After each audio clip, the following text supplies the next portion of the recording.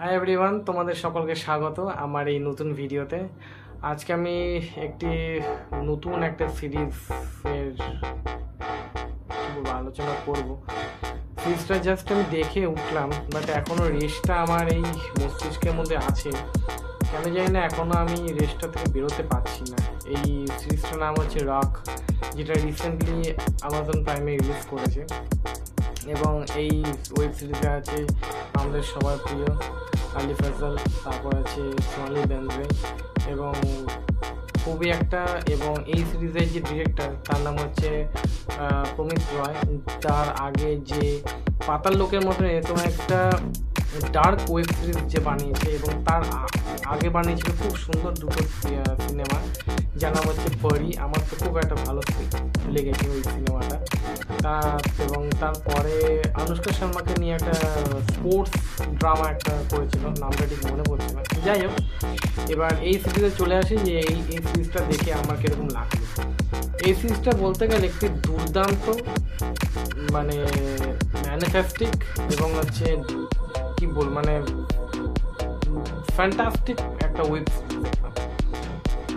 মানে এরকম web series হয়তো আমি ইদানিং বলো বা লাস্ট কিছু বছর ধরে বলো বা রিসেন্ট টাইমে বলো, আমি খুব এরকম একটা এঙ্গেজিং, এরকম একটা মানে বুম একটা সিরিজ আমি খুব কম দেখেছি বলতে গেলে, যেটা রেসটা মানে অনেকক্ষণ ধরে থেকেছে আমার মস্তিষ্কে, অনেকটা মন জুড়ে আছে, অনেক কিছু সাবকনসিয়াস মাইন্ডে রয়েছে এখনও, সেটাকে এখনও ছেড়ে আমি আসতে পারছি না বা রাখাটা উচিত নয়।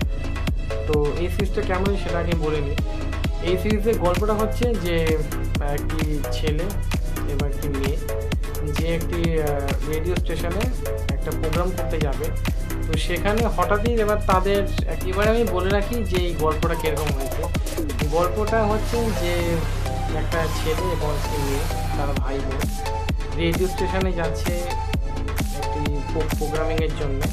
সেই প্রোগ্রামিংয়ের চলাকালীন আগে খুব একটা ঝড়ের বৃষ্টি হচ্ছে সেই সিজনটা। তো হঠাৎ করে তাদের কিডন্যাপ হয়ে আছে, এবং এই কিডন্যাপের মাঝে দুজন ব্যক্তি ঘটছে এবং তাদের একটা পাস্ট আছে।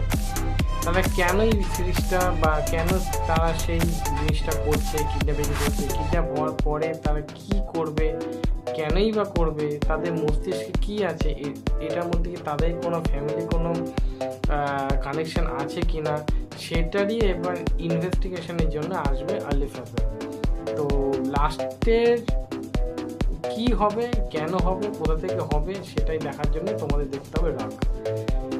এটার আমি একটাই জিনিস যেটা বলবো, যেটা আমার খুব ভালো লেগেছে, রিটেন মানে স্ক্রিপ্টটা যে লিখেছে প্রমিত রয়, মানে কিছু বলার নেই। মানে ওখানে ছোট ছোট জিনিসগুলি আছে, বৃষ্টির সময় বলো বা সিরিজটা একদম লাস্টের যে 5 মিনিট তোমাকে যে ধরে রাখবে না, ওই যে সিনগুলি যেখানে দেখাবে জিনিসটা ঘটনার পর, যদি ঘটনা যদি না ঘটতো তাহলে কি হতো, ঘটনা ঘটলে কি হতো, যে দুটোর যে ডিফারেন্স তোমাকে বোঝাবে, সেটা মানে কিছুক্ষণের জন্য হলো না, তোমার মনকে খুব দমকে দেবে, মানে খুব বেঁধে রাখবে যে সত্যি তো এই জিনিসটা না হলেও তো পারতো, জিনিসটা যখন ঘটতো বা ঘটেছে বা ঘটছিল, তখন আমরা কোথায় আছি, মানে এই ঘটনাটা যখন ঘটবে তোমার মনে কোথাও না কোথাও একটা জিজ্ঞাসা উঠবে যে সত্যি তো এই ঘটনাটা হালচাল বা ইদানিং বা প্রতিদিন প্রতিক্ষণ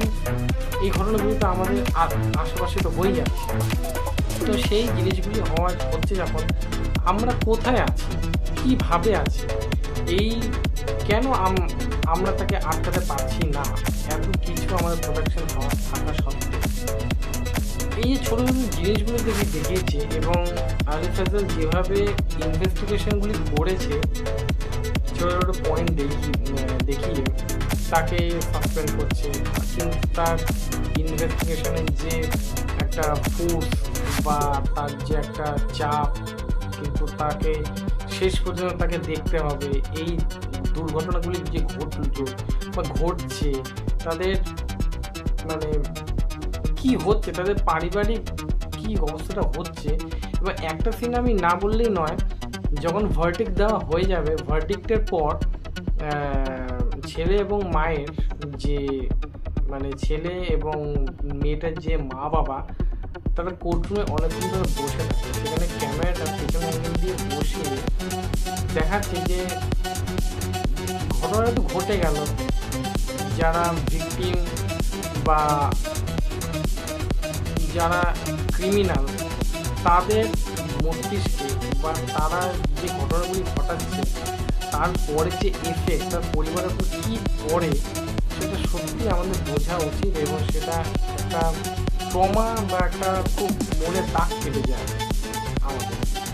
তো আমার তো খুব সিরিজটা ভালো লেগেছে। যারা তোমরা এখনও পর্যন্ত দেখোনি তারা প্লিজ দেখো, এবং দেখে কিন্তু আমাকে অবশ্যই জানিও কমেন্ট বক্সে তোমার কেমন লাগলো বা তোমার কোন জিনিসটা আরও বেশি ভালো লেগেছে।